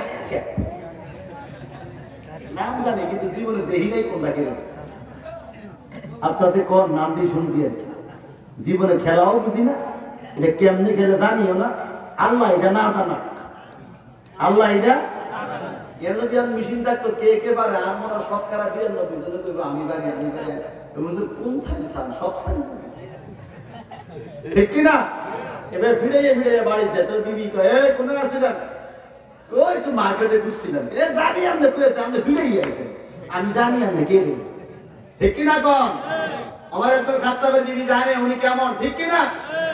হুজুর আপনি খান নাই আমি জানি, আসলে আমরা আমার পেটের খানা স্বামী স্ত্রী ভাগ করে খাবো। এবং ওনার স্ত্রী ওনার পেটের অর্ধেক খানা ওমরের প্লেটে দিয়ে বলে খান। ওমর ইবনে খাত্তাব বলে তুমি বসো, আমি আসতেছি। এই খানা লয়ে আমার বাইরে গেছে, শাস্তা এইটাও গাড়ি দিয়ে বলে দৌড়ে চলে গেল জেলখানায়। জেলখানা গিয়ে ওই বন্দি লোকটারে করে, তোর খানার সময় হয়েছে, খানা নিয়ে আসছি। নিজের খানা তো দিছে বাড়িতে, বিবির খানা লয়ে গেছে তার জেলখানায়। সুবহানাল্লাহ। এই লোকটার হাত বান্ধা, মজবুত বান্ধা, বাঁধন খুলে দেই। কয় না, বাঁধন খুলে দেওয়া যাবে না, তুমি সামনে আসো, আমি ওমর তোমার খাবার খাওয়াইয়া দেই। পৃথিবীর কোন বাদশা জেলখানা যাইয়া কারাবন্দিরে খাবার খাওয়াইয়া দিছে এরকম প্রমাণ নাই। একটা উদাহরণ পাওয়া যায় আমার নবীর আদর্শের সৈনিক ওমর ফারুকের জীবনে। উনি বলে আমি তোরা খাওয়াই দিব, উল্টা করে না আমি খেতাম না। কেন খাবেন না? কারণটা কি? কেন আমি খাবো না? কেন খাইবে না? কারণটা কি? আমি খানা খাবো, আমার বিবি বাচ্চা বাড়িতে না খাইয়া আছে, আমার বাচ্চাদের মুখে খানা দিতে পারি না, আমি কিভাবে খানা খাই? আমি খানা খাবো না। ওমর কয়, এরে জেলখানা ও বন্দি, এরে তুমি জানো না আমি ওমরকে, আমি আমার বাগের খানাটা তোমার সন্তানদেরকে দিয়ে আসছি। আমার বিবি অর্ধেক খানা আমাকে দিছে, আমি এই অর্ধেক খানা তোমার জন্য লই আইছি, তুমি হা করো, আমি খাওয়াইয়া দিই। এই লোকটাকে সত্যি বলছো? ওমর কয়, ওমর কখনো মিথ্যা কথা বলে না। আমি নবীর আদর্শবান, আমি মিথ্যাকে পছন্দ করি না। আমি তোমার জন্য আমার বিবির পেটের খানা নিয়ে আসছি, আমার পেটের খানা তোমার বাড়িতে সন্তানদেরকে দিয়ে আসছি। এই লোকটাকে ওমর হাত ছেড়ে দেন, হাতের বাঁধন খুলে দেন। কই দৌড় দিবা বুঝি? কয় না, দৌড় দিব না, আমি আপনার কদমে পড়বো। কারণটা কি? লাকাদ কানা লাকুম ফি রাসূলিল্লাহি উসওয়াতুন হাসানাহ, নবীর আদর্শে আপনারা কেমন আদর্শবান হয়েছেন। অর্ধেক পৃথিবীর শাসক আপনি, ইচ্ছা করলে আমাকে হত্যা করে ফেলতে পারেন, আমার বাড়ির সবাইকে বন্দী করতে পারেন, কিন্তু আপনি নিজের খাবার দিয়ে আসছেন আমার সন্তানদেরকে, বিবির প্লেটের খানা আমারে খাওয়াইয়া দিতে আসছেন। নবীর আদর্শ কিভাবে আপনারা লালন পালন করেছেন, আমাদের পূর্বের ধর্মে এরকম আদর্শ ছিল না। ওই উমর, আমার আগে কলমা পড়াইয়া দাও, তারপরে আমি খানা খাইব।